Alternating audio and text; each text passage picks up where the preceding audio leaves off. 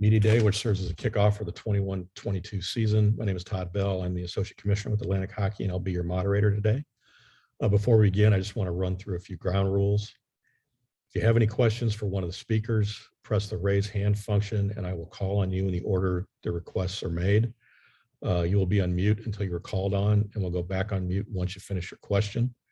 We have a hard 10-minute window for each speaker, so we may not be able to fulfill every request. And before we bring on our first speaker, I would like to recap the results of our preseason coaches poll, which was announced yesterday. First of all, the actual poll itself, American International, three-time defending regular season champion, was voted the preseason choice as the #1 team in Atlantic hockey. AIC received 9 of a possible 9 first-place votes. Its coaches are not allowed to vote for their own team, for a total of 90 points. Canisius was second with the remaining first-place vote and 72 points. Army West Point is third with 69. RIT is fourth with 64. Sacred Heart is the 5th-place team at 63. We had a tie for 6th between Niagara and Mercyhurst with 50 points apiece. Bentley is 8th with 35. Air Force is 9th with 28. And Holy Cross is 10th with 19. Our preseason player of the year is Colin Billick from Army West Point. Will Calvary from RIT and Chris Theodore from AIC also received votes. Our preseason rookie of the year is goaltender Jack Sybil from Niagara. We had quite a few folks that received votes in that balloting, including Jack Conroy from Air Force, Lucas Linder and Reggie Millett, and Evan Stella from AIC, Cooper Connell from Bentley, Jay Ahern from Niagara, and Connor Hutchison from Sacred Heart. Our preseason All-Atlantic hockey team actually has 7 players on it, as we had as a tie in the defenseman category. Our forwards are Colin Billick from Army West Point, Will Calvary from RIT, and Randy Hernandez from Canisius.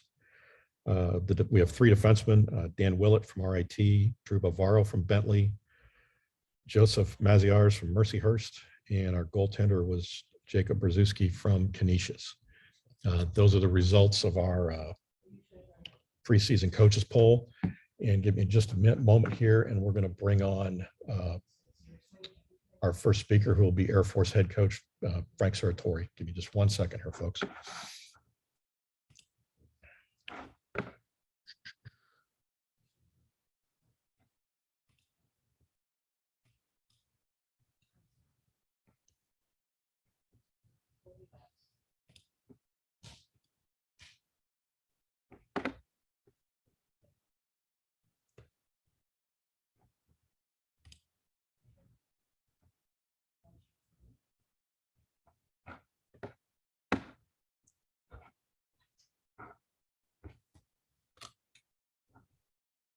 Okay, Coach, you're on with us. We have Air Force head coach Frank Serratore. Coach, if you'd like to make an opening statement, and then we'll take questions. You bet, Todd. Can you hear me? Can you hear Yes, me? sir. Yes, sir. Go right ahead. I struggle with this technology sometimes. You know, I'm an old guy, but I hope everybody's doing well today. We're excited about the beginning of a new season. Hopefully, we'll have a real season as opposed to what we went through last year. Very unusual. Like this is a different animal. I've been in collegiate athletics for decades, and this is we're dealing with a different animal. There's only one time that I can ever remember knowing less about my opponents, and that's when I went pro. I went from the University of Denver to the International Hockey League, and obviously wasn't familiar with the pro hockey pool and knew very little about it. There's reasons for that. You know, one of the reasons, we only played 13 or 14 games last year, so we hardly had a chance to see anyone, let alone get familiar with them. And then, like, I used to track teams by the players that they had coming back and what I knew of the freshmen that they had coming in from junior. Obviously, there's a lot more components to it right now. I mentioned my experience in pro hockey, and this somewhat mirrors it. collegiate athletics is now part of the free agent society. And with the grad transfers, the one-time transfers, the fifth-year seniors, I personally don't have the time or the interest to track it. We can't, and I probably can speak for Brian Riley as well, the service academies, we can't get involved in the transfer game. Like it's a spectator sport to us, and we aren't allowed to carry fifth-year seniors. So basically, I focus my energy on our team, where we are, and what we have. You know, with the transfer options now, it doesn't look like many teams are building or rebuilding totally from the bottom up. Not so with us. Like, we got to do it the old-fashioned way. We got to recruit freshmen, and we got to develop our own players. There's no quick fixes for us. Like I said, I don't know much about our opponents, but I figure like we've got to be the youngest team in the country. We have only one experienced fourth-year senior. Only one experienced fourth-year senior. We got no fifth-year seniors. Some teams have sixth-year seniors. We have no grad transfers. We have no one-time transfers. You know, so like we've just got a very, very young team, and it's a bad year to be a very, very young team because collegiate athletics is going to be very, very old with all the factors that I just mentioned. But with that, like, we like our group. We've got a young group. They are a spirited group. They're highly motivated. They're a very proud group. We're enjoying working with them. Our captain, it's the first time I've ever had my goalie be one of our captains. Alex Schilling is one of our captains. Willie Rhyme, who's a junior. Blake Bride, who is a junior. And Luke Rowe. Those are our captains. Three guys, so the only one experienced senior that we have. And I guess, you know, for us, you know, we're going to, as a group, we've got to crawl before we can walk. We got to walk before we can run. We know that we are going to be playing against some experienced, battle-hardened teams. And we just got to keep our chins up. We've got to keep continually make improvements. And ultimately, Todd, like, we want to become, like every year, we want to become the team that nobody wants to face in the playoffs. Okay, thanks, Coach. We are going to go ahead and take questions. First up is Kate Shefty. Kate, go ahead. Hey there, Frank. How are you? Good, Kate. How are you? I miss you. Good, thank you. You just mentioned your captains. When you let your players choose, when you saw what they had provided, goaltender, guy that didn't play a lick of hockey last year, what were your thoughts? I think they nailed it. I think they nailed it. They got the four. Like, we've got, obviously, all of us have a lot of all of our teams have got a lot of guys in their locker room that bring a lot to the table and different types of leadership styles and whatnot. But the combination of the guys that our team selected, to be honest with you, our coaching staff couldn't have done a better job ourselves. Okay, next question is from Ken Mcmillan. Ken, go ahead. Hey, Frank, how you doing? Good, Ken. Frank, given the fact that you're a young team, does this kind of help you or allow you to reshape how Air Force hockey should play, or do you plan on sticking with, you know, the old ways? You know, it's a really interesting and good question. Like, we, every once in a while, usually like one team kind of morphs into the next team, and very rarely do you really turn the page and the torch is really passed. And we had 8 seniors last year, and those seniors all went on. And with only one, you know, last year, Schilling being our only junior, we had all freshmen and sophomores. So with all those seniors graduating and only one junior moving up to be a senior, there really is a changing of the guard with our team. It's a new look. It's a new group. And again, nothing against the group we had last year or the previous year. but it's a new look Air Force Falcons. And we are, you know, it is. We're going to play Air Force hockey. I mean, we're not going to continually change, but the dynamic of our team, the personnel, you know, just the feel in the locker room, the environment,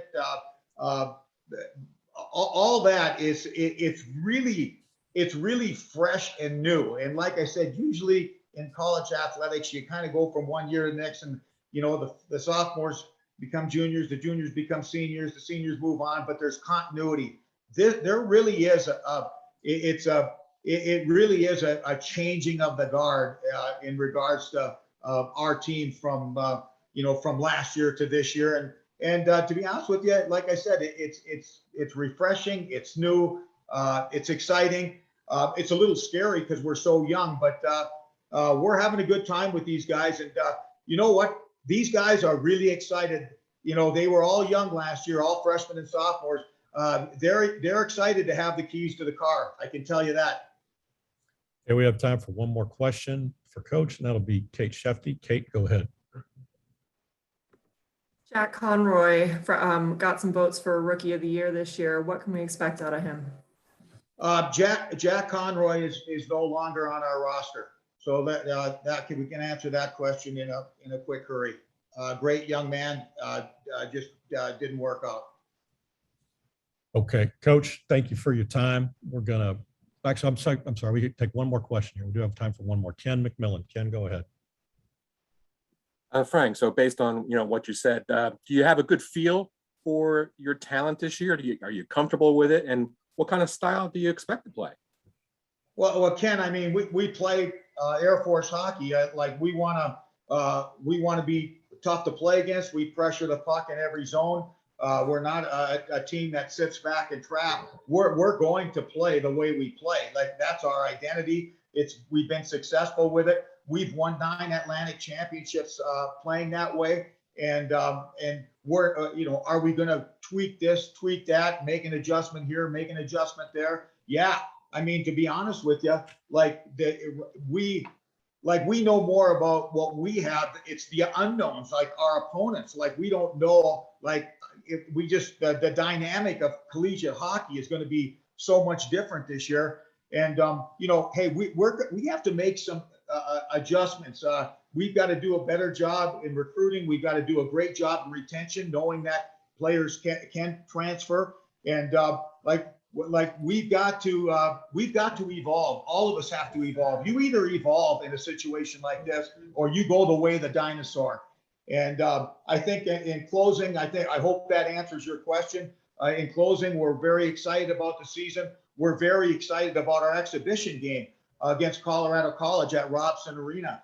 You know, it's going to be an exhibition game, only an exhibition game, but it's going to be the grand opening of Robson Arena. It'll be an exhibition game that's going to be on the front page of the Gazette Sports, I would imagine, Kate. So anyway, we're excited about the season. We don't know much about our opponents. You know, we're young, but we like our group, and we're excited to see what the future brings. Okay, Coach, thank you very much. We're going to give you your day back. We appreciate you stopping by.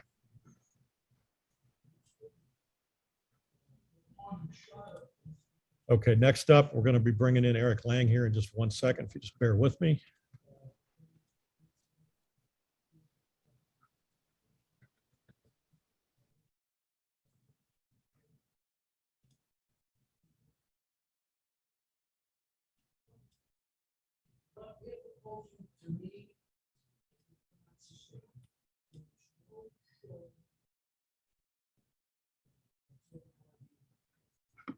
Okay, we're now on with AIC head coach Eric Lang. The Yellow Jackets were voted the preseason favorite in our coaches poll. Coach, I'd like to ask you to make an opening statement, then we'll take questions. Awesome. Thanks, Todd, and welcome aboard to you. This is like the 5th year in a row I get to follow Coach Serratore here on Media Day. Not an easy job. Maybe we go reverse alphabetical next year, but I'd like to first start by just acknowledging the season from last and kudos to our administrators, our athletic directors, our league office, and making the best of not a great situation.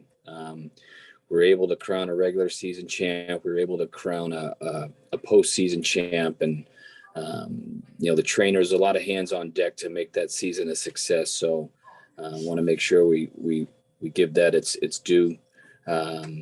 Obviously just looking forward to a season with some more normalcy and a routine. And Frank had mentioned this a little bit, where you can pre-scout your opponent and the game doesn't get canceled on Thursday and you're trying to fill someone in for the weekend. So just getting back to normal routine college hockey.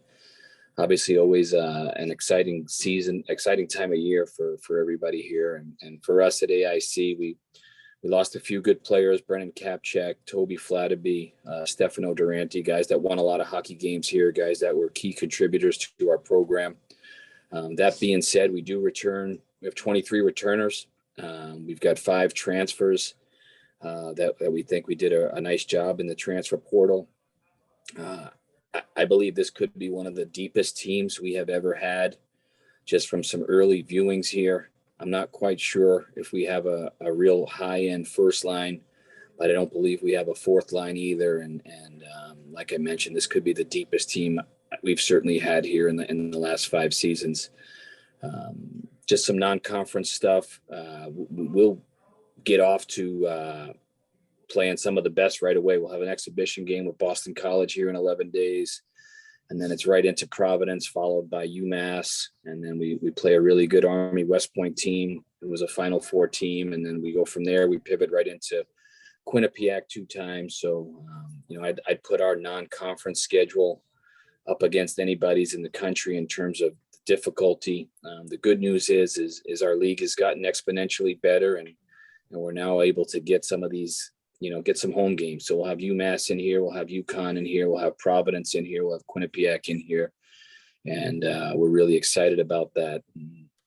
I had to call our SID, and we've got a neat opportunity here at AIC. We have an opportunity maybe to be the first league champion to do it 4 times in a row. And obviously Air Force with their great success, and RIT's had some great success. And, we've got a neat opportunity to try and to raise a 4th banner in a row here. And that's the challenge at stake for us. And I think across the board, when you look at our league, I think our league has gotten exponentially better, be it the transfer portal, be it the quality of venues we now have, and our recruiting is better than it's ever been. And, it'll be an exciting, hard fought Atlantic hockey season. And we're just kind of excited to get going here.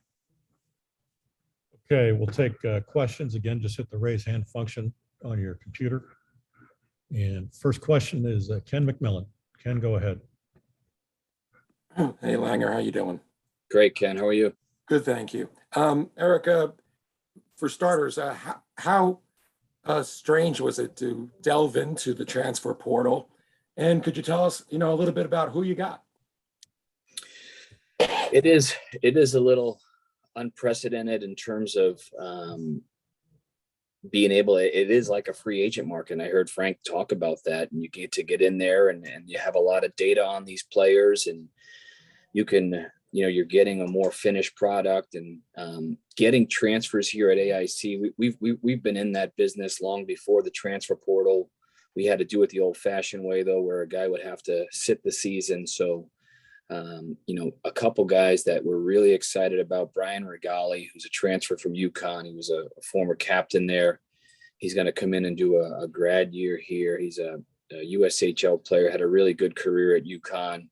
We recruited him very hard on the front end, and things didn't work out. And he had a great career at UConn, and now he's going to join us. He looks like a guy that could be a top 6 guy for us.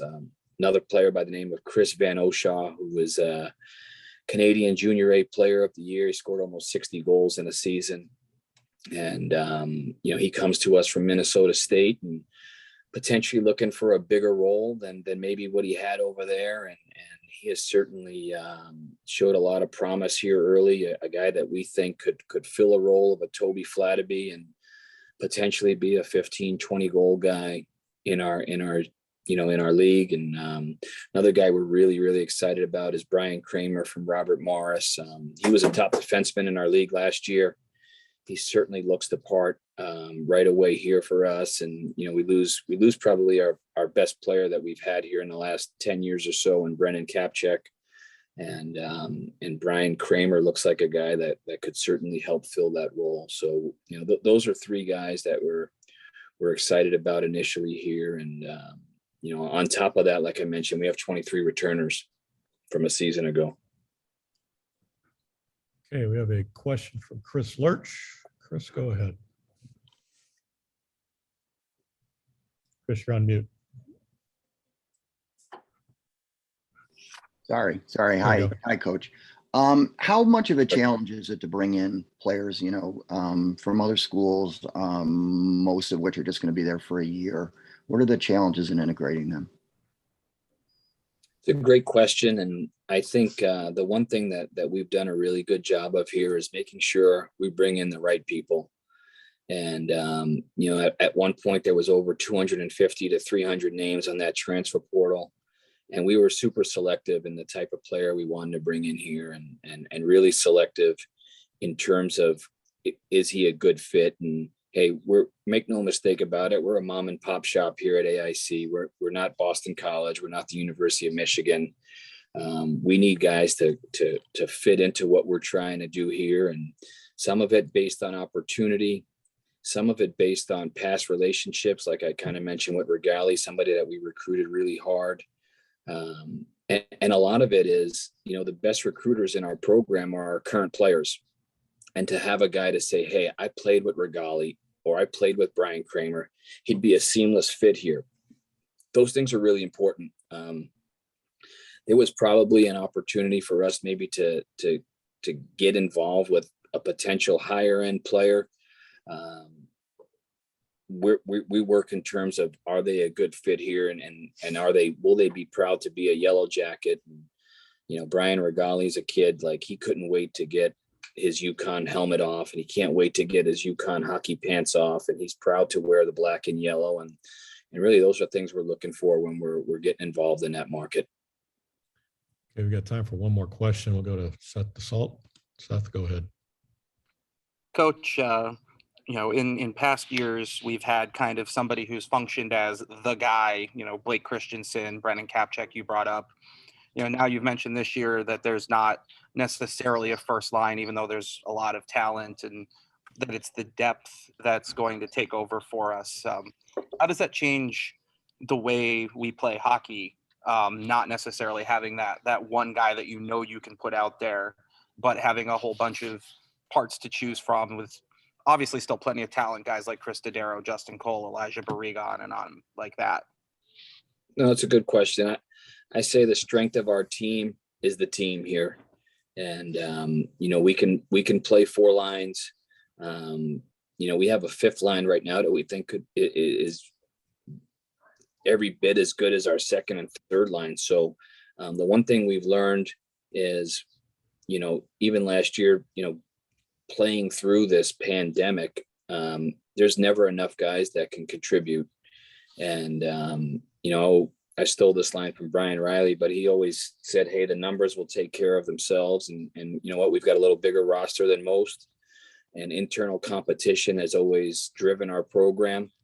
And it allows us to hold guys accountable to a high standard. And if you don't meet the standard, we're going to move somebody in that can get the job done. So I go back to the strength of our team is the team and our depth.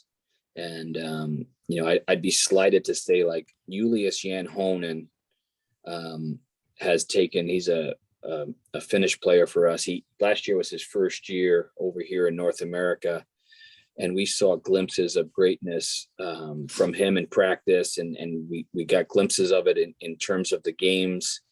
And he was a kid who got COVID, and he was missed 28, 30 days at a clip. Julius Jan Honen looks like a high-end NHL type prospect for us. And, we're used to seeing the progression. You see a freshman come in and he kind of climbs the ladder, and he's on the third step and he's on the fifth step. And by the time he's a senior, he's at the top of the ladder. Julius has like skipped 5 or 6 steps along the way here. He does look different than anybody else we have right now, and he would be a guy that could be a difference maker for us. And we're excited about Julius's progression here in our program, and he would be one guy that he will jump out of the page if you're watching closely. Okay, Coach, thank you for your time. We're gonna Thanks, let Todd. you go. Appreciate it. Yep. Bye.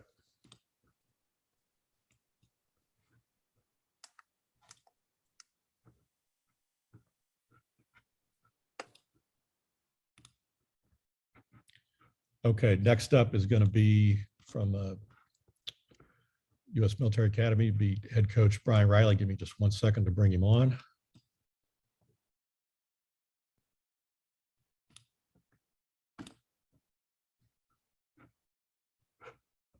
Okay, Coach Riley, you are with us. If you want to unmute, you can go ahead and make your opening statement. Thank you for joining us today. Thanks, Todd. Can you hear me? Yes, sir. Okay. Hello to everyone out there. Obviously, it's great to be on the call and following one of my old guys here, Langer. It looks like he's already got that playoff beard going, so that's a little scary.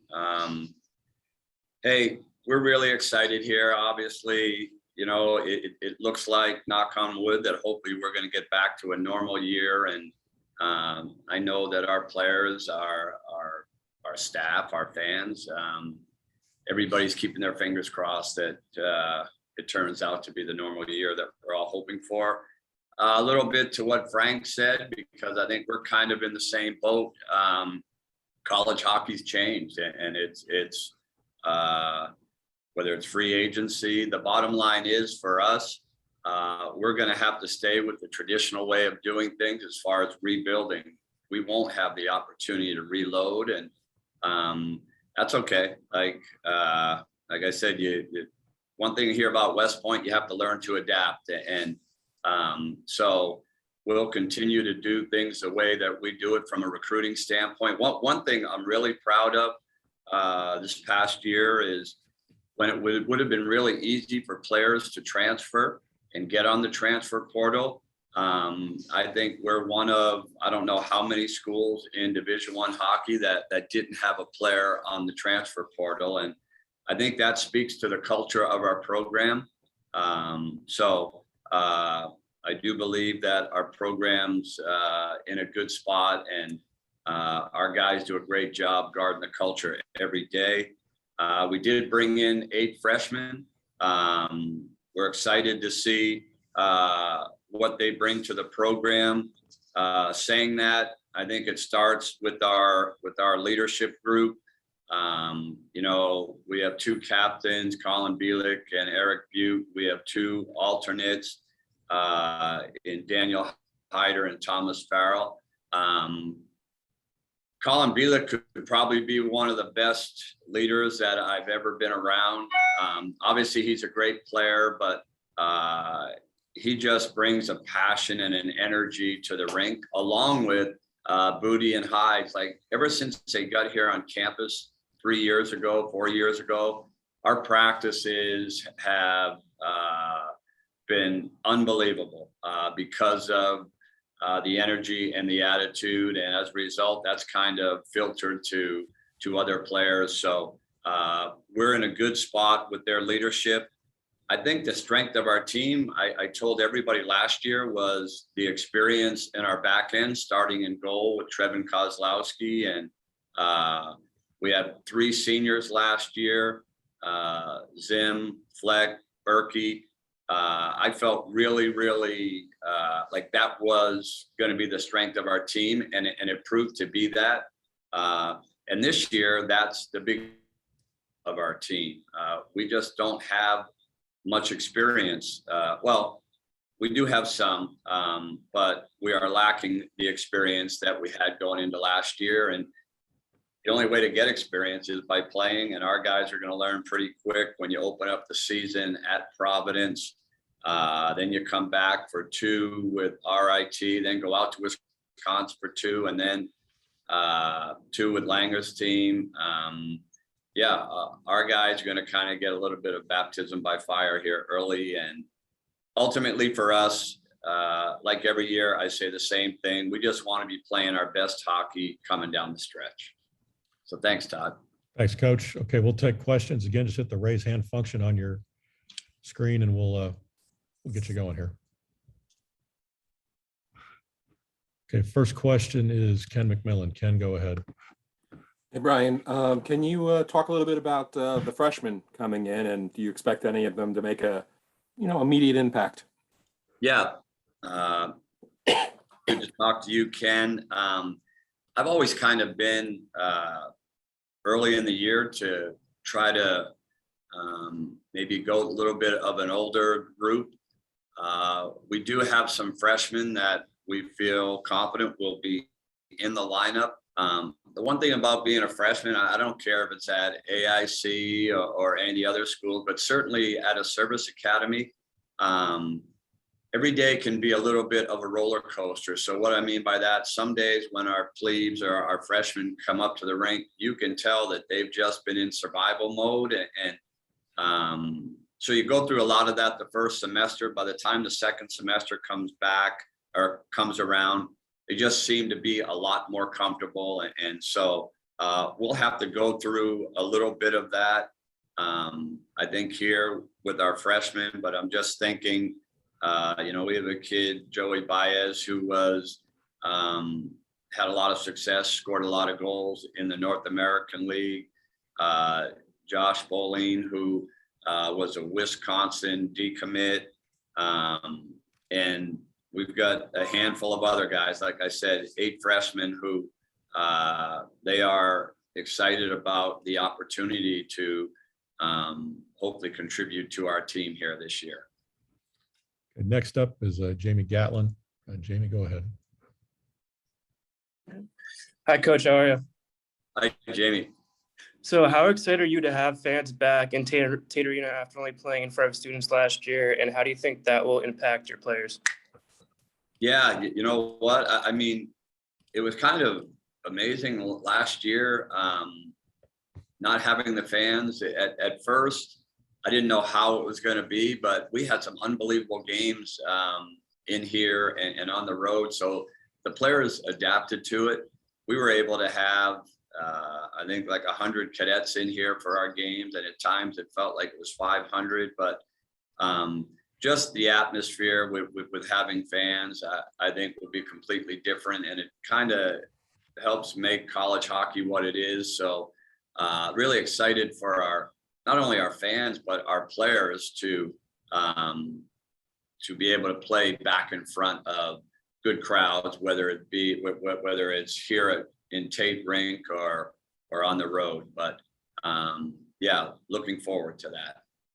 This will be the last question for Coach. Ken Mcmillan, go right ahead.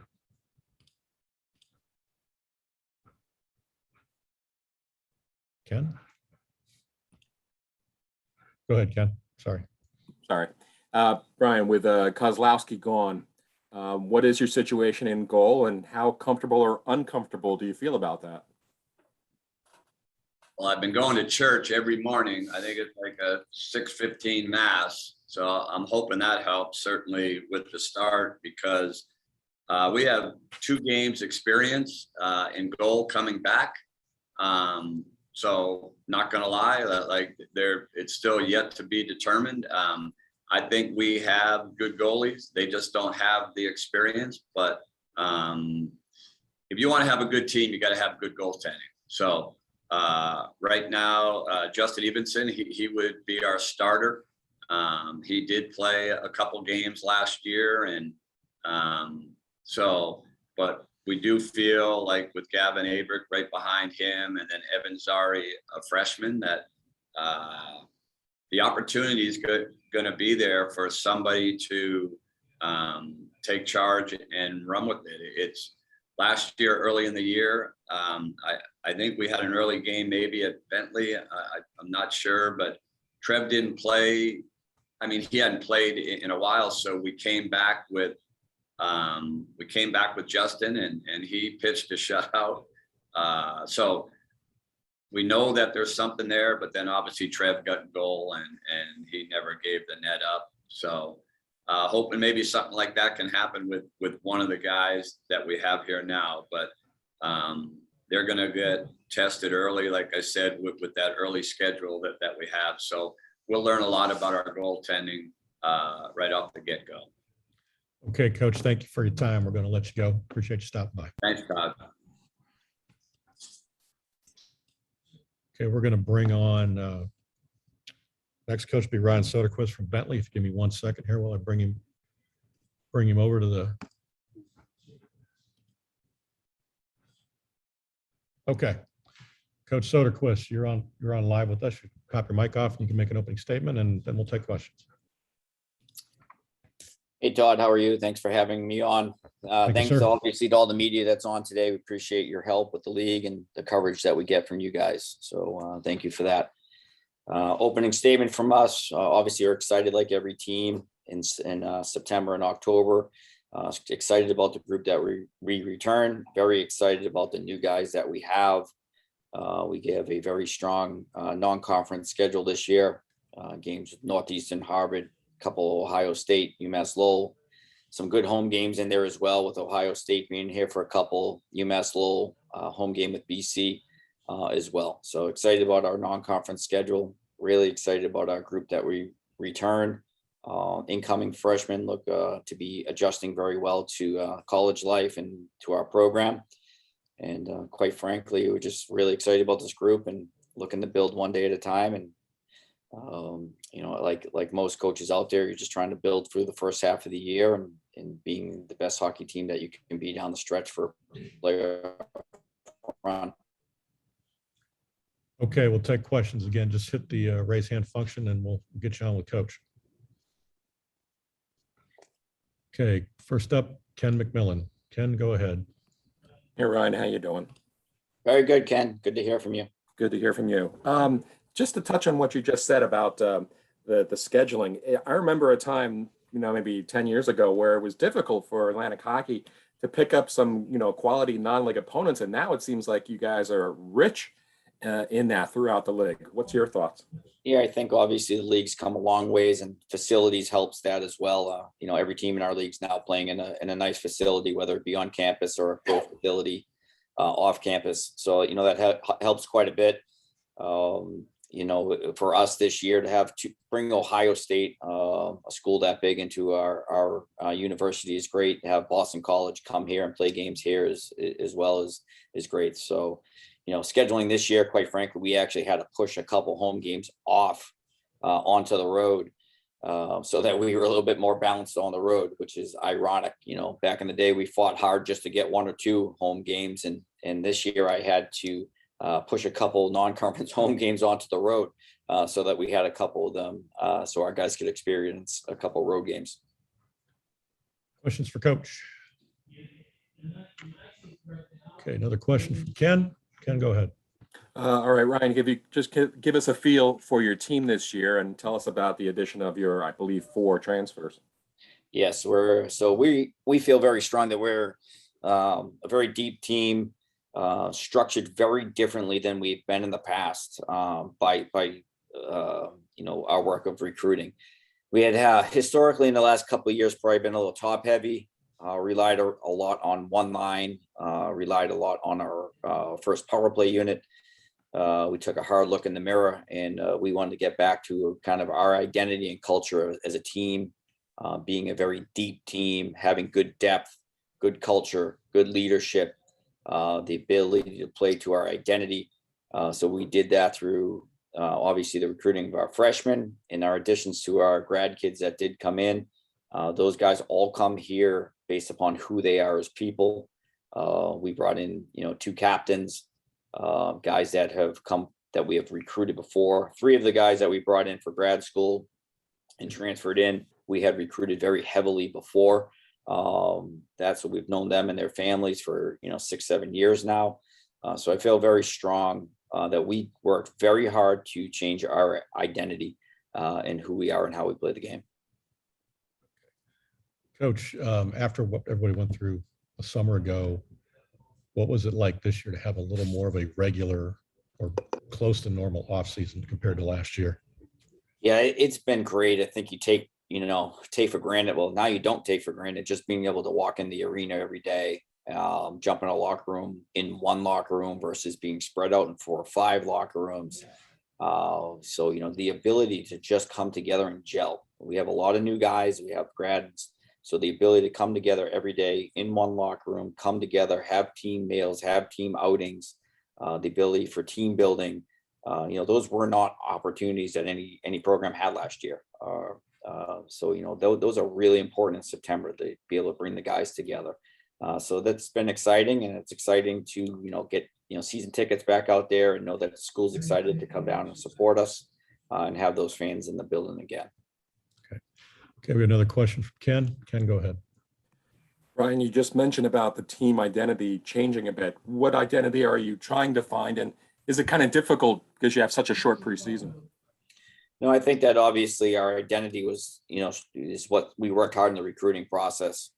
It is something, quite frankly, I saw over the last a couple of years in our program that we had become, probably a little heavy-ended on skill, top heavy on that first power play unit. If those guys didn't produce, was our depth scoring going to pick it up? So quite frankly, our identity is, to play fast, hard, and relentless. We want everybody on our roster to be in that category, and we definitely have the depth that's going to allow us to do that this year. I think we have time for maybe one more question. We'll go to Joshua Cummins. Josh, go ahead. How's it going? Good, Josh. How are you? Awesome. Who are just kind of with that new team that you're emphasizing, new style? Who are maybe 1 or 2 guys that have been in the program before that you're looking to see kind of take another step this year? Have been in the program? Yeah, just you mentioned kind of the new guys already, but who you're kind of looking to for just kind of take another step? Yeah, obviously we have guys like, Hamlet is the guys he's actually back for another year, but he's a guy that plays to that identity. We have some, obviously, like I said, some of the new guys that are going to play to that identity as well. We got Brendan Wacom, who's one of our captains this year, a guy that plays extremely fast. He plays hard. He's a great leader. Be quite honest, Josh, I know our skill level is still where it is.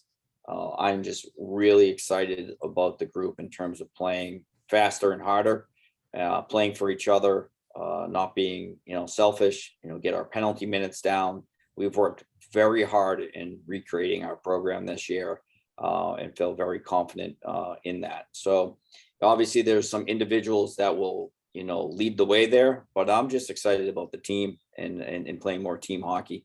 And getting back to nuts and bolts. And that's originally how we've built our program over the years. And quite frankly, I think we slid from that a bit, and we're looking to get back to who we are and who we've always been.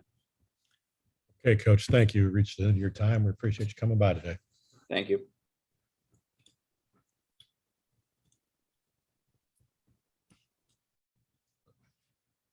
Okay, give me just one moment here. We'll bring on our next speaker. That's going to be Trevor Large from Canisius.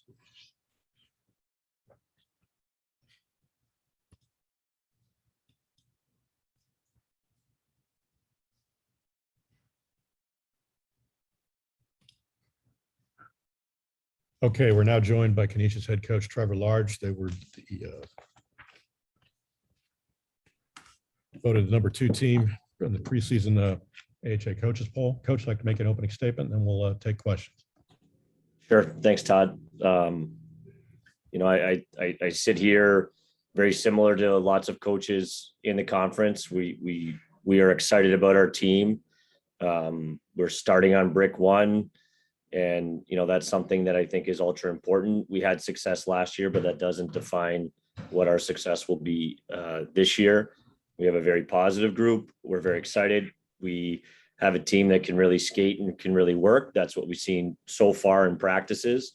And as we sit here as a coaching staff, we have high expectations, but we know to get the goals that we want, we're gonna have to put in the effort in lots of areas. So I'm happy to answer any questions that you guys would have about the team, our leadership group, or obviously anything that you guys require to know about Canisius. Okay, first question is going to be from Chris Lurch. Chris, go ahead. Hi, Coach. Good to talk to you. You return almost intact from last year. And you've added, I think, 10 new players. I think 7 from the portal and 3 freshmen, if I got that right. What are the challenges of integrating that large group into an existing group? The challenge is for them to be welcomed and valued for who they are. Whenever you're bringing in a new staff, new players, that's the first challenge, that they get comfortable as soon as possible and feel welcomed and valued for who they are. From there, it's just the reality of showing them, explain to them what it means to have a Griff on your chest, and for them to believe that and believe in the program. Whether they're coming from junior hockey or another college team, it's really irrelevant. They're no longer transfers. They're no longer freshmen. They're Canisius hockey players. And we have 1 year with this team. There are a good chunk of new, and there's a whole bunch that is returning. Both are equally exciting, but I would say, Chris, that's definitely the challenge, is for them to understand as soon as possible what it means to wear this crest on their jersey. Questions for Coach? Okay, Ken Mcmillan. Ken, go ahead. Hey, Trevor, good to see you. Can you give us a insight into some of these transfers, and who do you think might really seize major roles? Sure. I would say in no particular order, and we're starting to get to, pardon for me for correcting Ken. I don't mean to do that. I know you guys have to call them transfers, but as soon as they got here, it's no longer that. But if you look at it on the surface, there are some. They all bring something. That's why they're here. They all bring something. But obviously, with Randy Hernandez coming from Robert Morris and being having a great season in our conference, that's one that's pretty easy for us to talk about and point to, because we were able to see him in our conference, how he does. So there's obvious excitement about Randy. And if I'm looking at the 6 others, I can go through the whole name, all of their names, to go, they're gonna be valuable. They are going to play, whether it's a depth role, a penalty kill role, which can be hugely important, whether it is production. The expectations for all of them are to come in and be who they are, create an ultra competitive environment in practice and when we get into games. And a little bit of the reality is they don't have time to waste, and we don't either. If you're coming in with a year or 2 or 3, I like that message to them, that you need to buy into what we're doing, maybe more so than if you were coming in as a freshman, because you have no time to waste, and we are ready to have a heck of a season. So that with the returning guys and some of the guys that are new, that's been the feeling around our team, is we are getting ready. We're not ready yet, but we're getting close to being ready to play some games. Got a follow-up from Ken. Ken, go ahead. So give us a sense, you came so close last year, losing in the finals, but with a great ending run. So how much of a carryover effect is there? And is there a sort of a culture change here in Canisius? Carryover, yes. Culture change, no. When I think it happens in sport, whenever that happens to any team at any level, professional level, college hockey, college athletics, it sits with you, or at least it should. If you're competitive enough to want to win a national championship, when you get close to an NCAA tournament and we're 1 win away, and really 1 period away, right? It was 2-2 going into third period against our champion AIC. And for a lot of guys, it sits with you the whole summer. That can be a motivating factor, and it absolutely is here. The expectation is to win. We're not looking to play. We're not looking to, play to gain experience. I think those are real things. But the reality is our group is ultra competitive, and we want to win every game. We're playing to win every single game. So I wouldn't say that's a culture change, but when you get a taste of winning and it gets in your bones, it can motivate you to make sure that it continues. Coach, obviously 2 years or summer before last was a little unusual for everybody. this year has probably been a little more normal. Was there anything you guys did in the compressed offseason last year and the different offseason last year that you carried over into your offseason program this year, or your preseason program this year? I'm sorry. Sure. I think as coaches, we're always sitting here, you take what happened in the season and you don't start from scratch. You're looking to build. The reality of being on Zoom calls, just like we are now, did I think those things were going to have big benefits at the, go back 2 years ago? I didn't see that as something in coaching that could be a benefit, but going through meetings, talking hockey with guys in a format like we are today, that has been one of the carryovers. I think it was part of our success that even without practicing, what were the creative ways that we could teach our players how we want to play? And that reality has definitely carried over this year as a little bit of a benefit to the chaos that we've all been through, is how are we teaching these guys how we want to play? And I think we saw some success with that last season. Questions for Coach? Got another one from Ken Mcmillan. Ken, go ahead. Trevor, do you see a different attitude in players this year because of the chaos you mentioned last year? Is there a lot of positivity? Do the people think that we're going to sail through this season, hopefully with no issues? I think there's a balance to it. I think for everybody as society, we're guarded, right? We're trying to figure out an unknown, and that can be really challenging. I think for some people that are anxious, it brings on more, anxious feelings, more anxiety. I think what we learned is we have a plan. We try to execute the plan. Things can change what that plan is. You can go left or right. I know I talked about it last year that there was, the definition of adversity. Was that adversity or was it a big inconvenience? And how each person understands, how do we get through a global pandemic and focus on hockey? That has some really big challenges. Lots of things happen to people. I do feel a little bit of, there's some relief that's happening. We're not all the way through it, but just having human interaction the way we normally do feels like it's starting to come.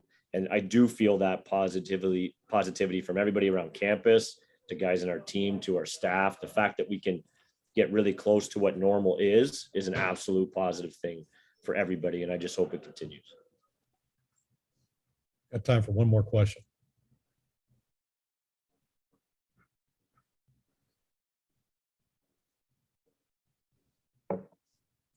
Okay, Coach, I guess we're going to let you go. I appreciate you stopping by and thank you for your time. Thanks, guys.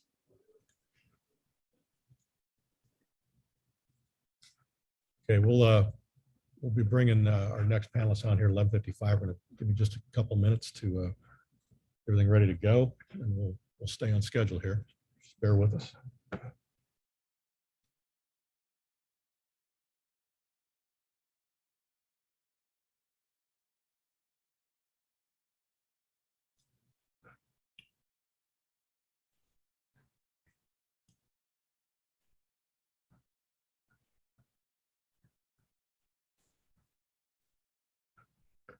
Okay, we are now joined by the lone first-year head coach in Atlantic Hockey this year, Bill Riga from Holy Cross.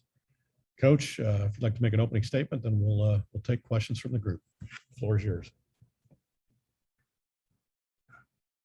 Let's go ahead and unmute yourself, and you're all set to go.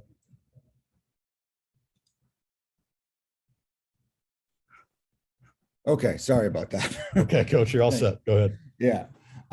So I think the theme for Holy Cross this year is change. I mean, we have a new president. Now we're going to have a new athletic director.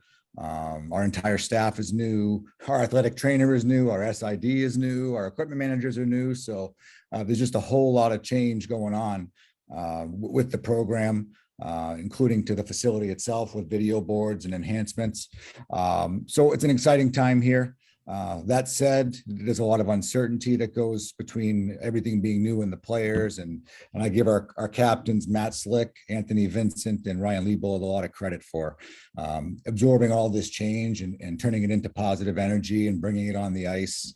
And I've been, really impressed with the work ethic and the passion. I think some of the result from last year in the wins column and in the standings, I feel like they think that was a little bit of an anomaly, and that's not really how they feel their teams should have performed. So there's a little bit of a chip on the shoulder. But even as a new staff coming in, I mean, coming from different leagues, and I think Frank was right earlier on when he said that we don't know a ton about everyone, and even on our own team here. We've been watching a lot of video on that, but also, our opponents and who's going to be on what team for transfers and such. So it's new in that way as well. And there's going to be a learning curve. I think like everyone else, we have a very challenging non-conference schedule, but that's what we want. We want to play against the best teams we can and raise the profile of our program in the league. And we're excited to do that, and can't wait to get started here with our exhibition game a week from last Saturday. Okay, Coach, thank you. We will now take questions. First one is going to be from Chris Lurch. Chris, go ahead. Hi, Coach. Congratulations on the new position. What has so far been the biggest difference for you from being the associate at Quinnipiac for so long to your first head coaching role in college hockey? I think it's been, certainly not a surprise, but definitely true that there's a lot of things that go into being a head coach that have nothing to do with hockey per se, that take up some of your time. And I think it's important to have the staff members that you trust, that you can delegate things to, that really take that pressure off and allow you to do those things. And my staff with Caston Summer, an alum here, and Eric Sorensen and Bobby Butler, and our hockey ops, Blake Heiler, certainly have done a really good job with that so far. So I've been able to take care of all the other things as well.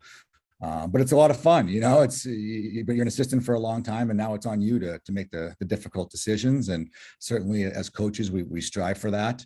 And it's been exciting. Okay, questions for Coach? Okay, next up, Ken Mcmillan. Ken, go ahead. Hey, Bill, welcome to the league.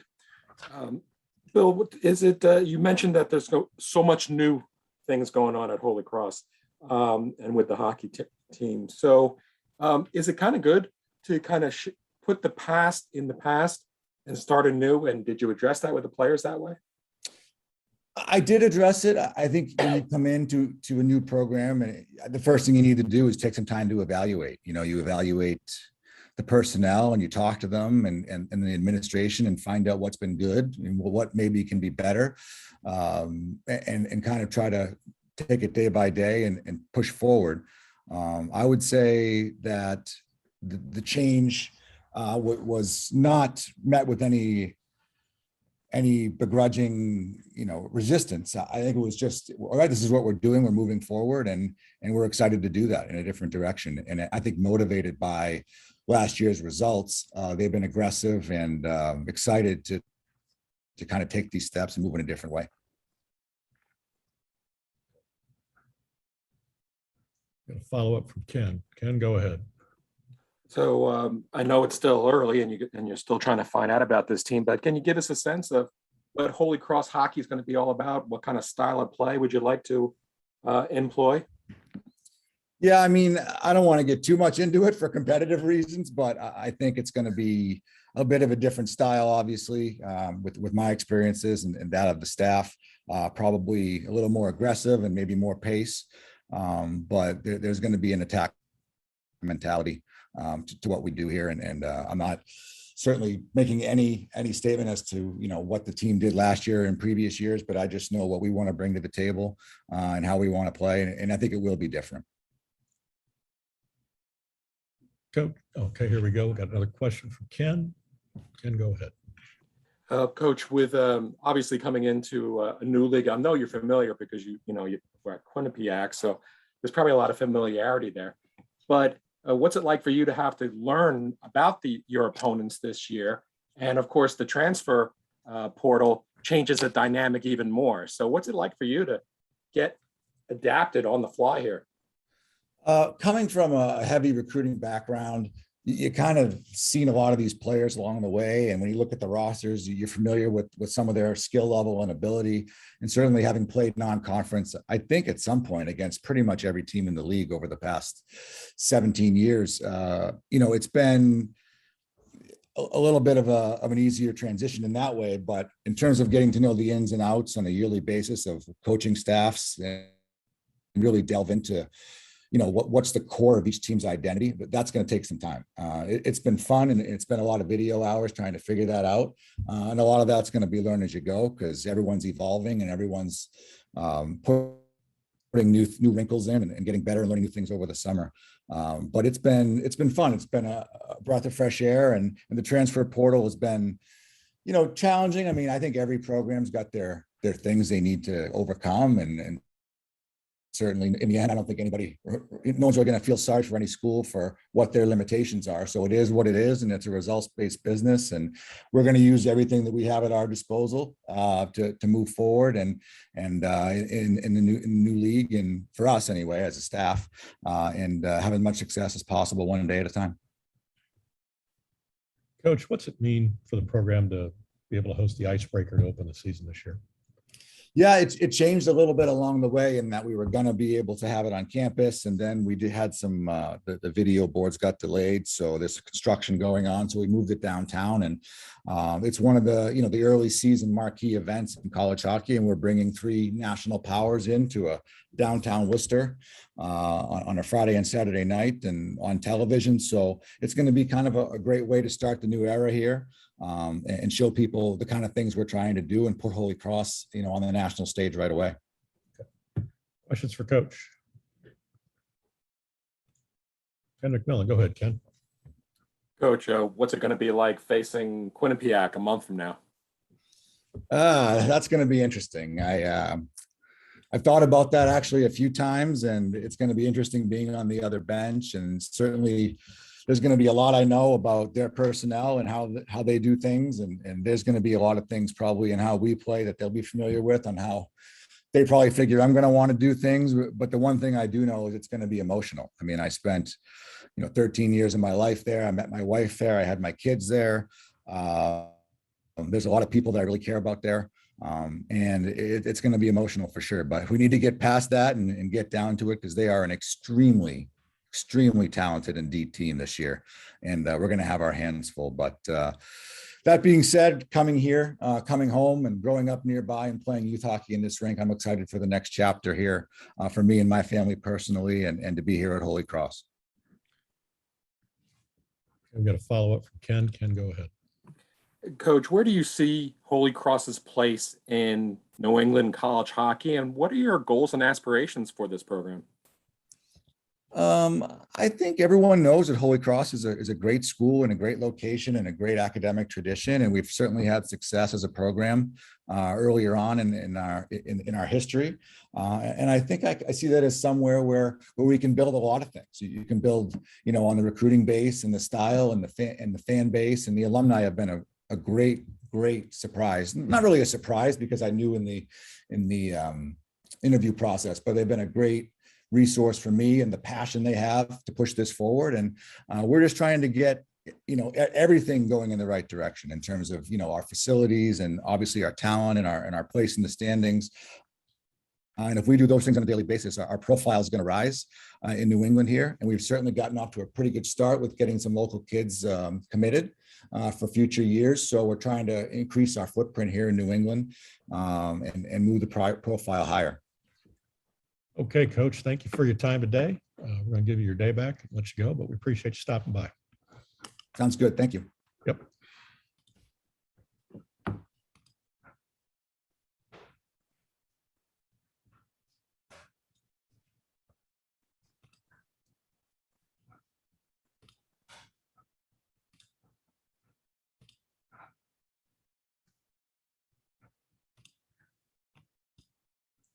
Okay, we're going to be joined momentarily here by Mercyhurst head coach Rick Gotkin. He is the dean of head coaches in Atlantic hockey. This will be his 34th season with the Lakers.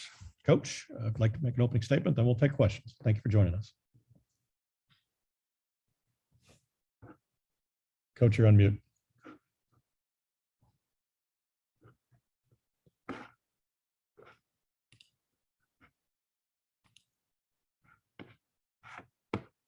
Oh, can you There hear me go. now? Yeah, go ahead, Coach. Go ahead. Okay. It's all yours. Sorry about that. problem. People that know me know that I'm a little bit computer illiterate, and between the Zooms and the team meetings, you would think over the past year, you think I'd be a little bit better at this. But listen, I'm just excited to be here. I appreciate everybody taking the time this morning into this afternoon to be part of this. I think for me, and I haven't heard a lot of the other coaches, so I don't know what they've said, but I think for me, it's just excitement coming off last year and still going through some things here, you know, in the world with the pandemic and whatnot. I think it's just refreshing to know, hopefully know that we're going to have a full season and going to play a full Atlantic hockey schedule. I know our players are extremely excited. Our staff is extremely excited. We felt very, very fortunate last year to be one of the few teams that really was able to play most of our games. I think we missed out on maybe 4 total games last year. So we were pretty excited to be able to just accomplish that big feat last year. And I know this year we're all excited to play 34 games plus. So, we're excited about our team. We've been a young team the last 2 years, which is now becoming an older team. We only graduated 1 senior defenseman last year. We've added a couple of what we think some key elements. And we can't wait to get started with our scrimmage here October 2nd up at the University of Vermont. Okay, Coach, thank you. Questions from the floor? Okay, Isaac Petcack, first question, go ahead. Hey, Coach. First, I want to just ask you about having Ryan added to your coaching staff. I mean, clearly with his experience and his knowledge and with the relatively young goaltending core that you have, how nice is it to be able to have him on your staff this year? Yeah, you know what? Having Ryan Zapolsky, who, as you know, is an Erie native, played hockey here for 4 years, and then went on and had a tremendous minor league professional career here in the States. And then played in the KHL for a couple of years, and then obviously capped it off with the Olympic team a few years ago as their starting goaltender. But, he's an absolute great kid, comes from a great family. He is going to have, he's already had an immediate impact with our goaltenders. Our 3 goaltenders have really warmed up well to him. And, he wants to coach as part of his profession moving forward. And obviously this will be a great stepping stone for him. But he's also a guy that's going to add a lot to our program, and obviously, especially with our goaltenders. Next up is Chris Lurch. Go ahead, Chris. Hi, Coach. Most teams are carrying extra players this season, mostly as a result of the additional year. Is any consideration also be made to potentially losing some players for a time due to COVID protocols to having a larger roster as a result? Yeah, you know what, Chris, that's a great question. We've always had a pretty large roster, I mean, we have to, just like any program, we have to keep all our resources, in-house. It's not like professional hockey where a player goes down or something happens and somebody comes up from the minor league team or whatnot. So, we've always been comfortable with 28 to 30, 31 players on our roster, and that's what we have now. We have 31, and 3 of which are goaltenders. We have 5+ forward lines and 9 defensemen. So we always have a big roster. Certainly COVID is a big concern still for all of us. We're hoping that we could stay healthy. We're hoping if there is a case or 2 that we're able to maintain that. Our training staff, our school has done a great job with all of that, through the crazy year last year, and certainly getting into this year feels a lot better. We're way more optimistic in being able to, put a full team on ice for practice and then hopefully for games. But yeah, I suppose COVID is in the back of all our minds, but it really does, Chris, feel like things are getting back to normal. Next up is Ken Mcmillan. Go ahead, Ken. Hey, Rick, how you doing? I'm good, Ken. How are you? Good, thank you. Rick, you had probably one of the youngest rosters in Atlantic hockey, if not college hockey last year. What were the challenges of that, and what's the benefit of bringing back so many players? Yeah, you know what, Ken? As you know, last year was a big challenge for all of us, and certainly having a young group added to some of those challenges. We tried to last year, Ken, add some offense. You know, there was a lot of years where our team really went on offense, and we were pretty good at it. And then through graduation, a couple guys signing professional contracts and leaving early, we lost some of that offensive kick. But a couple of the guys we added last year, like Carson Briere and Austin Heidemann, Dante Sheriff, those were three forwards that had a pretty good impact over 21 games for us last year. And we're hoping they could at least pick up where they left off. Quietly, Jonathan Bendoff, who is a junior for us, scored 11 goals for us in those 21 games. So we feel like the offense is starting to come back, but we really feel like the strength of this team is from a defensive side. We have a defense core that's been together almost for 4 years now. A lot of these guys have played well when wins were hard to find 2 years ago. I think we won a total of 5 games, and we couldn't win because we had a hard time scoring goals. But defensively, we thought we were pretty good. You throw on top of that, our 2 goaltenders that played last year, Hank Johnson, who was a grad transfer from Bemidji, played very, very well for us. And now he's back for his 5th year. And then we had the freshman, Kyle Johnson,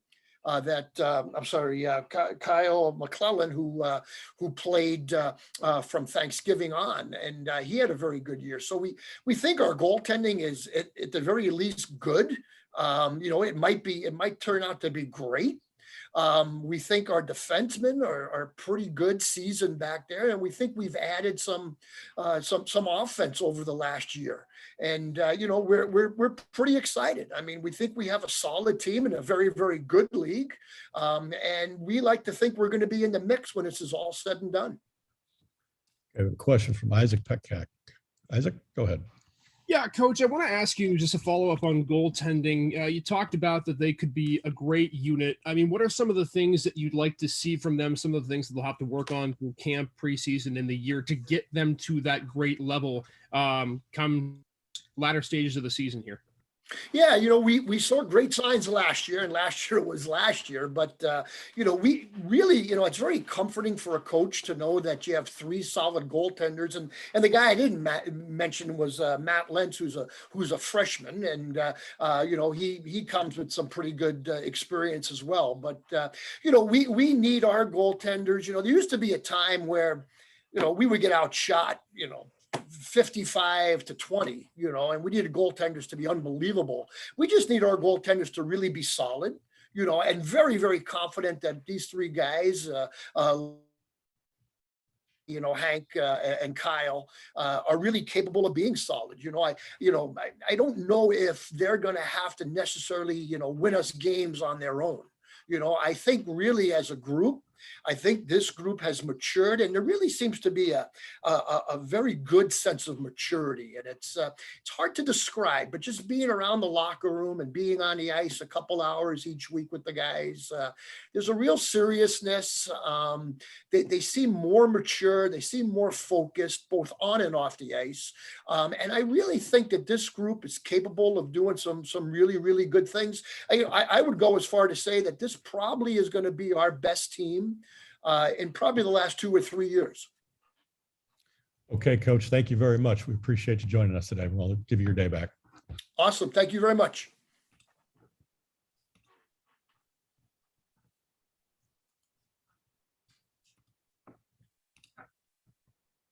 Okay, we're going to swap out speakers here. Our next speaker, just one moment. We're going to bring on Jason Lammers, the head coach at Niagara University. Let me get his screen moved over here. Okay. Again, we have with us Jason Lammers, the head coach at Niagara University. Coach, you're live. You'd like to make an opening statement, then we'll take questions. Yeah, first, I'd just like to thank everybody for being on the call. Appreciate all of you and what you do to promote Niagara University, to promote our league, and to promote college hockey in general. We all know that's such a great sport and a special sport, and appreciative of your efforts and your work. We're certainly very excited and optimistic for the program, and in our short time here, us and AIC are the only two teams to play in the last couple Final Fours of our league. So it's been really exciting for me as a coach to see the steps that the program has made since I've had the chance to arrive and had the honor of being the coach here at Niagara University. It's fun to watch the steps that the league is making and just how competitive it is. And we had our best season to date in my time out of conference last year with some signature wins by a lot of programs, including ours in our league. Our alumni have stepped up in a massive way, and we have incredible support here and enthusiasm on campus and from around the world with our alums and how they're helping us in recruiting and fundraising, and just very appreciative of the efforts that they've made and how they're connecting with each other. The culture that we have here has been really fun to be a part of in terms of how much we believe in each other, how much we believe in ourselves, and the behaviors required to match those beliefs. So we're excited about the outcomes that could come from this season and what's ahead of us in this journey that is the hockey season and the ups and downs that take place through the hockey season. Offensively, we have a good group of forwards. We're looking to out-depth teams and really come at people in waves. I don't know that we have a signature guy right now yet, but we're looking forward to how we can produce and out-team other teams. Defensively, we have some really good players back there. Chris Harper, our captain's returning. Jack Zielinski, fifth-year guy. So it's great to have them back for their fifth year, and they really anchor a very good decor. And then similar to Mercyhurst, one of our real strengths is going to be our goaltending with Chad Veltri and Jacob Seibel earned some awards last year for his season and obviously through the league this year as well. So special teams wise, we're hopeful that we can match what we did last year. We led the conference in our PK, and we're hopeful to do that again and see our power play maybe move up a step or two. Questions for Coach? Okay, we'll start off here with Ken Mcmillan. Ken, go ahead. Hey, Jason, how are you doing? I'm doing great, Ken. Thank you. Jason, you have a unique roster this year in that you lose about 7 seniors, but then you had a very junior heavy roster last year, and now you add about 7 transfers. So it seems like you've got a wealth of experience to work with. How's it all coming together? Yeah, I appreciate the question, Ken. We have 5 transfers. We had a great day today. We just got done with practice. We had a great day today. Our intent on the ice and our focus and our ability to pick things up as a team is the best that I've been here with. So to answer your question, I'm elated about it. I think it's a spectacular situation that we're in terms of how fast guys are assimilating the information that we're giving them. And then you put in how hard our guys work, how relentless they are, and how competitive they are. I'm pumped as a coach. And you haven't played a game, right? But I'm pumped as a coach. Okay, Ken, with a follow-up, go ahead. So Jason, obviously you said that, you've had success getting into the Final Four recently. How do you get over the top? How do you make it happen?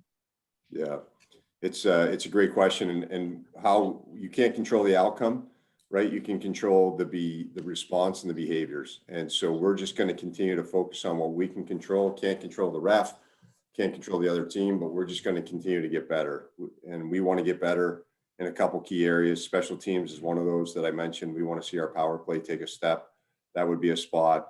The second spot would just be to continue to create some more second chances offensively for us. We're good initially, and then we need to have a second and third chance on the net. And so we've tweaked a little bit of what we do and how we do it offensively to give ourselves some more chances.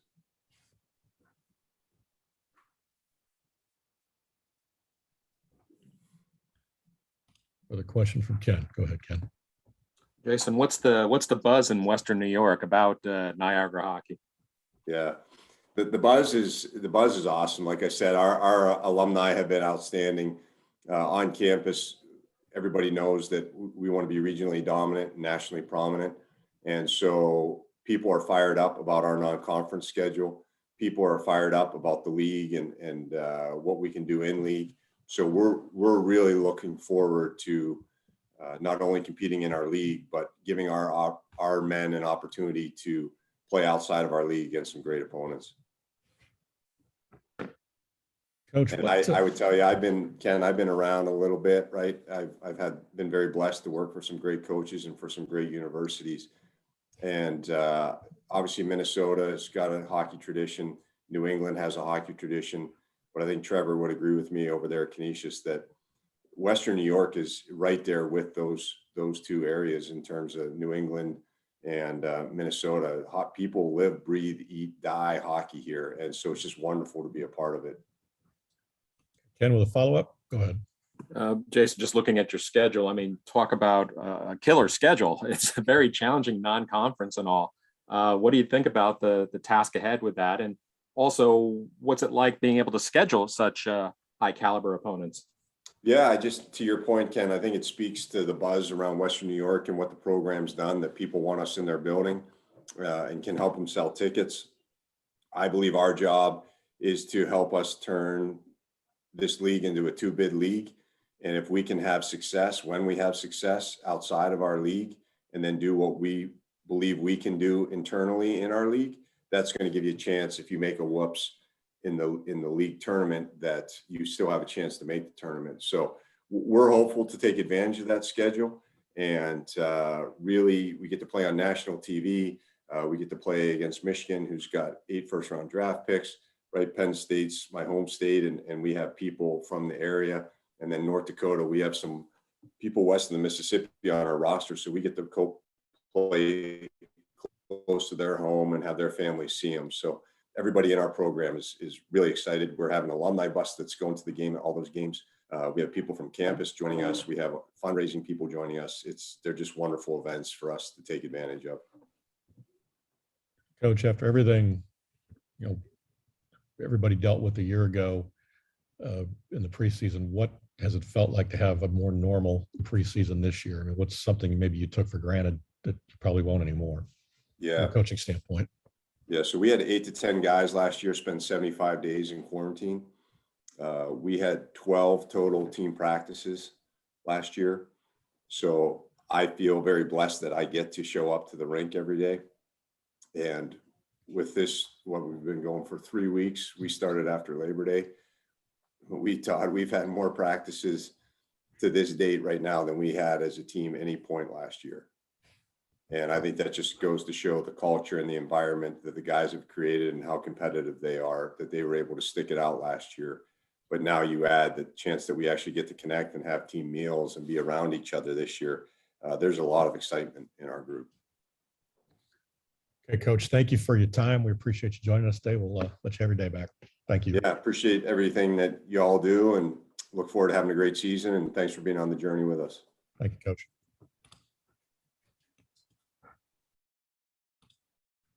Okay.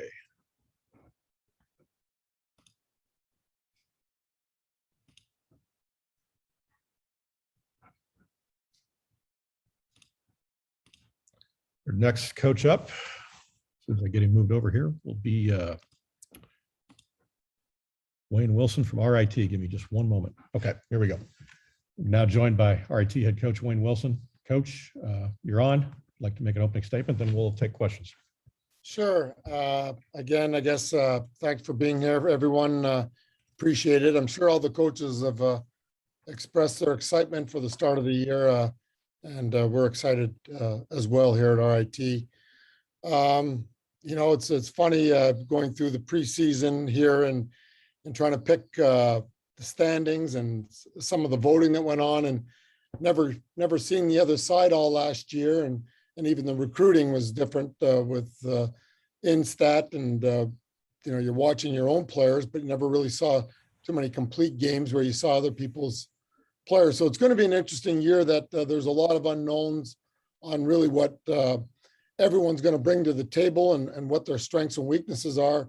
I'm sure it's been referred to with the transfer portal and players returning. So there's going to be a lot of unknowns with your opponents, but I'm really happy about our team.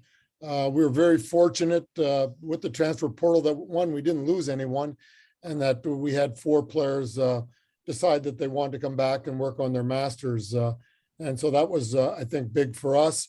And we added 1 transfer to our team. So, really happy with our play last year offensively, special teams, power play wise and that, but we needed to do a better job defensively. We had 3 freshmen and a transfer sophomore. So we had 4 new players to our team last year. And I think it showed a few times last year. And having said that, sometimes having to be forced to play all of them because of COVID situations and things like that. But I think getting Dan Willett back, him deciding to come back and get his master's, will add the experience that we need. Gianfranco, a transfer from UMass, we call him JoJo, but adding him, Doug Scott, a freshman that come in this year, has made a pretty big impact through our training play so far, and he's made an impact. And then just the natural maturity of our freshmen going to be sophomores. Very fortunate, because at one point we didn't think we were going to be playing a year. Very fortunate to have played 20 games and get those practices in, because our freshmen from last year are way better for it than if there was no play or practice at all last year. I can't imagine what that would have been like entering this year, having not do that, and seeing that some of the teams around the country are going to have to do that. That's going to be a very difficult task, but excited for the year. And I should point out our leadership, our 2 captains, and Will and Dan leading the way, but our assistant captains and Petrucci and Bruce and Walker are great leaders, and we're looking forward to seeing where they take this team. Thank you, Coach. We're going to take questions now. First up will be Chris Lurch. Chris, go ahead. Hi, Coach. Hi, RET fans have always been such a big part, the atmosphere. Not having that last year, what was that like, and your feelings on hopefully having the stands full again this year? Well, it's certainly going to be welcome to have, our fans, the corner crew and the pep band. And, it was weird, but, I think the players adapted to it very well. It's not what you want, but it's what you were dealt, and you deal with it. It was weird, I think, coming out for the start of the game and hearing crickets, quite frankly. And, but once the puck was dropped, you're right into the game. And I felt the same way, even when we have fans. Hey, Coach, did you hear that song we played? Sometimes that's all tuned out. You're so focused on your team and the play on the ice. And I think our guys did that last year, but they're certainly going to be welcome back. And it's going to be great to have everyone back in the building and feel some more normalcy, I guess, to our game and playing at RIT. Okay, next up, we have a question from Ken Mcmillan. Ken, go ahead. Hi, Wayne. How you doing? Good, Ken. How are you? Good, thank you. Wayne, given the chaos of last year, not only with the program being put on hiatus and then coming back and then COVID, do you think you achieved as best as you could? That's a tough question. I think all teams went through different things and different phases. As I mentioned, from our season being canceled to then playing and, getting 20 games in and being able to come to the rink every day. There was lots of obstacles, different locker rooms, mass on the ice, you name it, you kind of went through it. And, you have different people. We had one player that never got COVID, but was out for 60 days because of close contact. You had teams that got it, almost the whole team got it before the season started, and they didn't have to worry about all the tests, and they just played, and then they had to worry about it at the end of the year. So it was what it was. And I tip my hat to anyone that was able to get through it and experience it.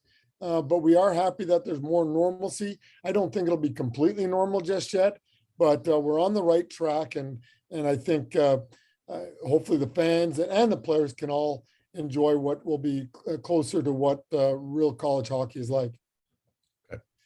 Question from Ken. Go ahead.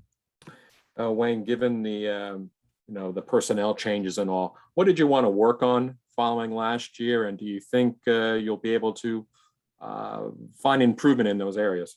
Yeah, really for us, it was our defensive play. We wanted to get better defensively, and it's probably pretty simple on that. And that's what we kind of dove in. I think every coach goes through some different projects they want to look at for the course of the year. Now, when I say that defensively, we were very happy with our defensemen and the forwards that were playing defense.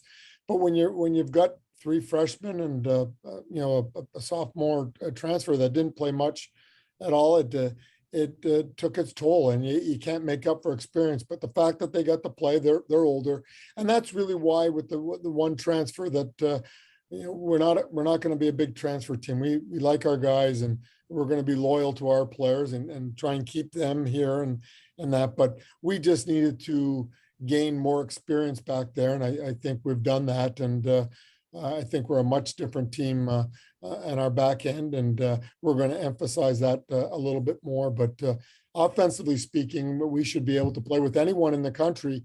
We are right up there offensively, both power play and scoring goals. It's keeping the puck out of our net that we're going to have to be better at. Another question from Ken. Go ahead. Wayne, what do you think of the job Atlantic Hockey management did in keeping that season moving forward last year? Yeah, difficult. It took so many different turns throughout the year, rescheduling all our games, trying to get some, balance to your schedule. But, every league did the best they could, and so did we. And, it is what it is. And we got through it. And like I said, we're better for it, for what we were able to do last year than if we didn't play at all. Okay. Questions for Coach? Another question from Ken. Ken, go ahead. Wayne, COVID was awful last year, but it's still around. So what's the feeling going into this season? Is it kind of like that over the shoulder look of, I hope this thing stays away? Well, you don't take anything for granted. We're 100% vaccinated. So, we're doing our bit to at least give ourselves a chance of having, one, a successful season, but 2, just having a season. So I think everyone is learning how to live, because this is never going to go away. I think it's still maybe around right now. It'll be probably around a little less, hopefully next year and the year after. But I think it's going to be here to stay. It's how you cope, and do you do the right things to try and prevent the spread, and whatever you can do. But we were at one extreme last year. That's for sure. And this year, at least so far, it's been a much better experience for players, coaches, and society in general. And but you're going to have to still be careful and take the necessary precautions, and optimistic, and do the best you can. Coach, is there anything that you guys had to implement last year in the kind of a different preseason model that you carried over to this year after using it a year ago, that you thought, hey, this is not a bad idea, let's keep doing this? Yeah, I'd have to think about that. Big question, though. I just think that the appreciation of playing games became that much more prevalent. I think as a coach, I know what coaching means to me, but I think it was that much more pronounced from the players that how much the game really means to them, and what such a big part of the student athlete experience that the playing of the games is to everyone. But so I think you learn to I guess maybe harness the disappointments and all that. You live the it is a game, and you want to be good, but I think everyone relax a little bit more and just be ready for whatever comes up. Okay. Coach, thank you for your time. We appreciate you joining us, and we're going to let you go. Thank you so much, Todd, and everyone. Yep.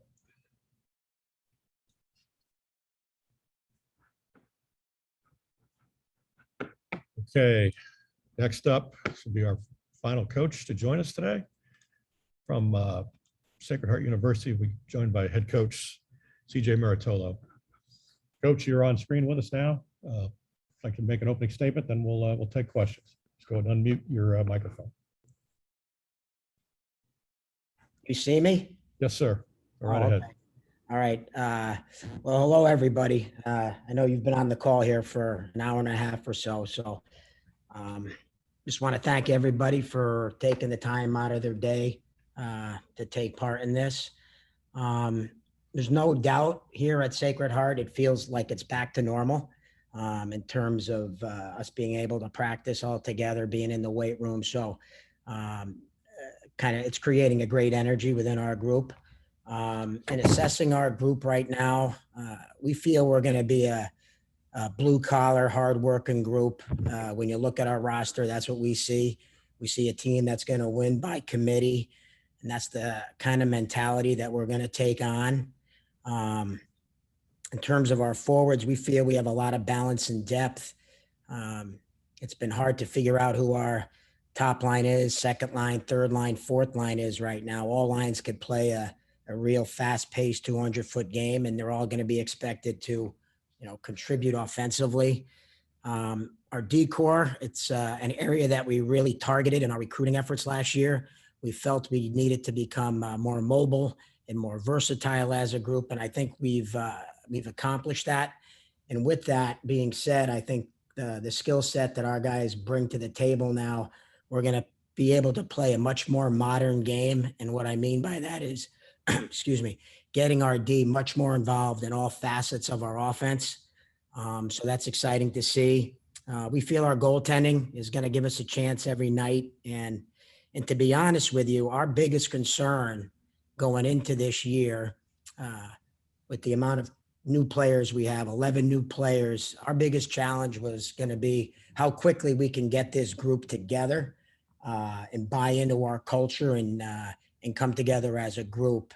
And I'd have to credit our two captains, Alex Bates and Braden Tuck, have done an incredible job with that. And obviously it helps with not having any COVID restrictions.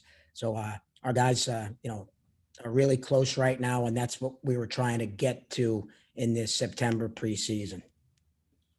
And I think I say this every year, that our league is really hard and the parity is razor thin. I think this year it's, give AIC kudos. I mean, they're the team to beat. You got to go through them if you're going to win anything. But after that, I think it's going to be really exciting year, start to finish, with all the new rules in college hockey. I think the playing field is pretty level right now. And it should end up a pretty exciting year in Atlantic hockey. Thank you, Coach. We'll go ahead and take questions. First one we have here is from Eric Dobritz. Eric, go ahead. Hi, CJ. How are you? Hey, Eric. How you doing? Good. You so much for going into this new season nice and easy off the jump here. You got a pretty tough schedule. Just tell me about that. I know scheduling is hard when you've got a building you share with other people, but man, no breaks off the jump. Yeah, we have a very challenging. I think we only have 10 home games all year, which it is what it is. But yeah, Webster Bank, where we play our home games, they lost a year of revenue in terms of getting different, shows in here. So it was pretty hard for me to nail down certain days that I knew we were going to be able to play. So our non-league schedule, we're on the road the entire month of, October. And it's, I think our guys find it challenging and they're looking forward to it. We'll kind of see where we're at right off the bat. Questions? Okay, Ken Mcmillan. Ken, go ahead. Hey, CJ, how you doing? Hey, Ken, how are you? Good, thank you. CJ, what were the things that you wanted to work on following last season? And do you think you have the personnel in the right places this year? Yeah, it's a good question. Last year it was so hard not having every player at your disposal. During games, power play units weren't the same. PK units weren't the same. It's really hard to evaluate. But I think any coach wants to become better in special teams because they have such a big part in winning and losing in today's game. So our special teams is something we're focusing on.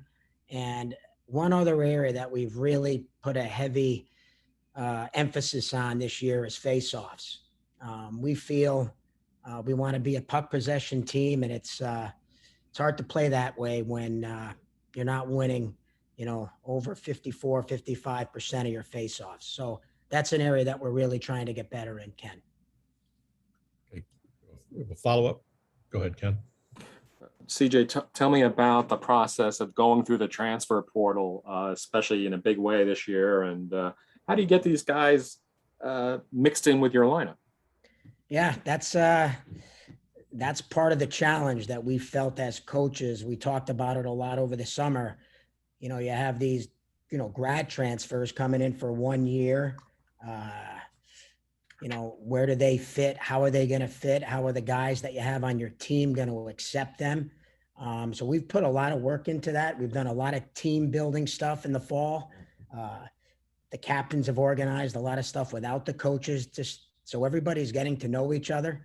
And to be honest with you, Ken, I haven't, everybody's really bought in. And it'll be a little different, I'm sure, when we start playing and people are out of the lineup and people are into the lineup. But I think everybody right now has a great mindset, and we're in it together. Another question from Ken. Ken, go ahead. CJ, can you give us a little taste of the transfers? Who might make some immediate impacts? Yeah, I mean, I think they're all going to have an impact, the grad transfers in some way. Rourke Russell from Miami, Ohio has caught my eye. He's a really great skater on the back end.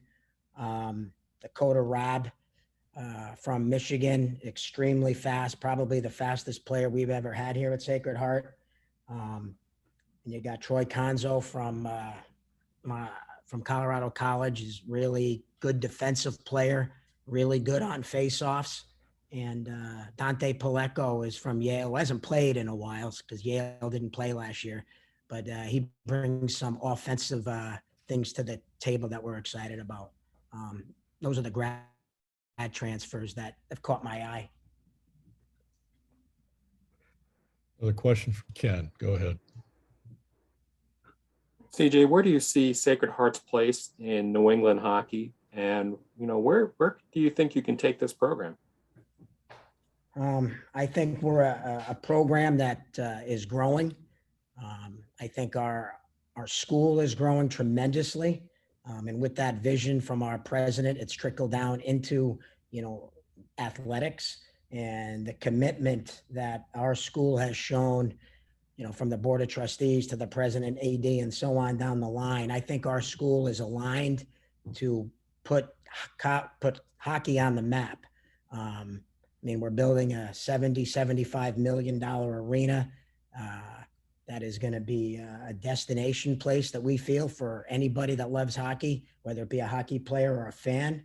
So we have a ways to go, but I think we are continuing to climb that ladder. Coach, what does it mean to the program to have this new building going up? Yeah, it's exciting. I drive by it every week to see the progress. A lot of our guys are taking classes, the business classes, over on West Campus where it's getting built, and they're excited about it. So it's hard you got to keep an eye on where you're at right now. I believe you got to be where your feet are now. And we're just, focusing on this year, but it's very exciting to see what this school is doing with hockey and how it's going to affect not only the players here, but the entire student body, that they're going to have a place to go watch a game, state-of-the-art building with very fan interactive in terms of things that they're going to be able to do at the arena. So it's exciting, but we got to keep our focus on this year and where we're at now. Okay. Time for two more questions. First one's going to be Ken Mcmillan. Ken, go ahead. CJ, what's it like to hopefully put that COVID chaos behind us? And on a other point, how unfortunate is it to lose Robert Morris this year? Yeah. I don't think there's anybody more excited than putting COVID behind us, than any athlete that had to go through it last year. We're really excited about it. We're all in the same locker room. We're lifting together. We're just being able to be a team, and coaches are able to be a part of that fabric as well. So very excited about that, and being very excited about kind of moving past COVID. Very disappointed and the other end of the spectrum and what happened to Robert Morris. I have a lot of respect for Derek and his staff and what they've done, and they had a tremendous year last year. I think it caught everybody just flat-footed to what happened, and I hope they come back. I know they're pushing for that, and hopefully they're able to get that done. But it's gut-wrenching to go through that. You never want to see a program, any program, not being able to play. And I just feel bad for those student athletes that have given so much to that university. The way it went down left a bad taste in my mouth personally. And this will be our final question from Eric Dobritz. Eric, go ahead. CJ, anything from COVID going forward that was positive that you can incorporate into your program? Like, hey, I didn't know we could do this, or anything you said to yourself like that maybe you'd like to keep doing, even though we're trying to get through this? Yeah, I mean, we do a lot of anyway, like small skill stuff, skill development. But with COVID last year, we really had at times go in much smaller groups, and our guys really gravitated towards that. So once we get into the regular season, we're going to really get into small groups on certain days and work on, finer details within each player's game that they really want to work at. So that's one thing that I think we're going to carry over very much so into our, regular planning, is a lot of small group stuff. Okay, Coach, thank you for your time. We're going to let you go. Appreciate you stopping by. Thank you, everybody. Have a great year.